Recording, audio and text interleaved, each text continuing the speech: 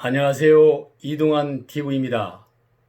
오늘은 살인하고 싶지 않았다는 이야기를 하고자 합니다.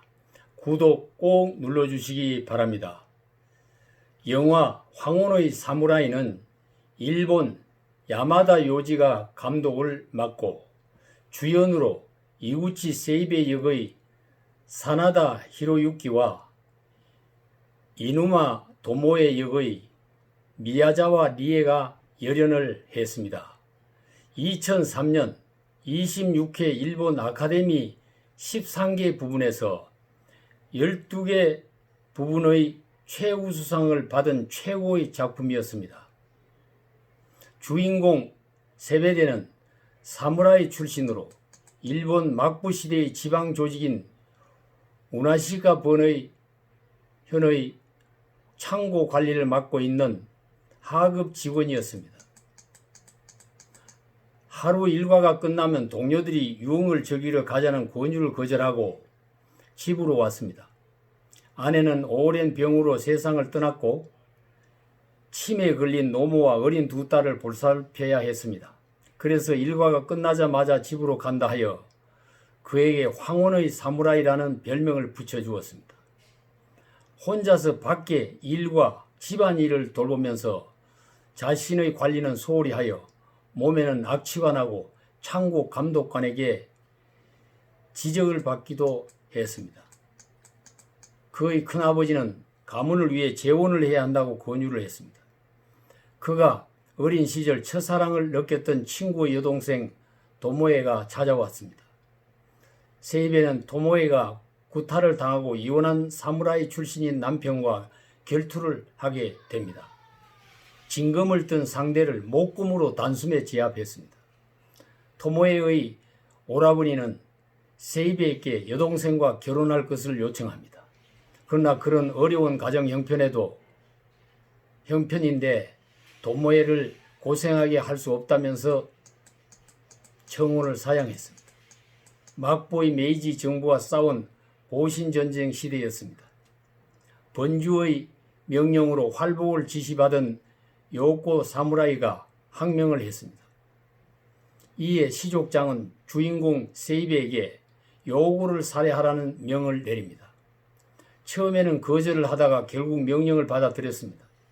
최후의 결투를 앞에 놓고 세이베는 도모에에게 최후의 결투를 얘기하고 죽지 않고 돌아오면 결혼해 달라는 고백을 합니다.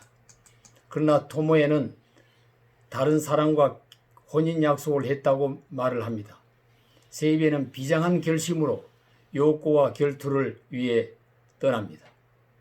요코는 세이베에게 술을 권하며 가정사를 털어놓습니다. 세이베도 아내가 죽고 생활이 어려워 진금은 팔아버리고 단금을 가지고 왔다고 말했습니다. 요코는 자신을 깔본다며 분노해 칼을 휘둘렀습니다. 세이베는 살인을 하고 싶지 않다며 산으로 도망을 가라고 권유하며 피하기만 했습니다. 그러나 결국 칼을 뽑지 않을 수 없었습니다. 요코의 칼은 들보에 박히고 세이베는 요코를 제압했습니다. 세이베는 상처를 입은 채 집으로 돌아왔습니다. 토모에는 노모와 두 딸을 돌보며 세이베를 기다리고 있었습니다. 두 사람의 뜨거운 눈물의 포옹으로 영화는 끝이 납니다. 이 영화는 비상한 검객 혼자 수십 명의 상대를 단숨에 베는 액션이 아니었습니다. 1대1의 진검승부로 리얼한 액션을 보여준 것입니다. 세이베는 뛰어난 무사이지만 가족을 사랑하고 첫사랑을 가슴에 품고 가난 때문에 재혼을 거절하는 양심을 가지고 있었습니다. 무사인 세이베는 그의 딸에게 학문을 하면 힘이 생긴다고 말했습니다. 일본의 천황시대의 메이지 시대의 과도기에 황혼의 사무라이 세이베가 주는 감동이 시대와 국경을 넘어서 확산되었습니다. 폭력성과 정치성, 권력 도구와 잔인무도로 수많은 무사들이 권력이 바뀔 때마다 자결과 처형을 당한 비극은 사무라이 본래 모습이 아니었습니다. 사무라이는 인간적인 평화주의자이며 검술은 인간의 고귀한 가치를 지키기 위한 무사도였습니다.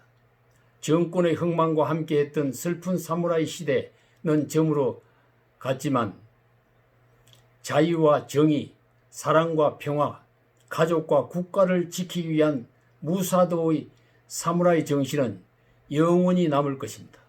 영화가 끝나고 자막이 모두 올라갈 때까지 화면을 지켜보게 됩니다. 감동적인 영화였습니다.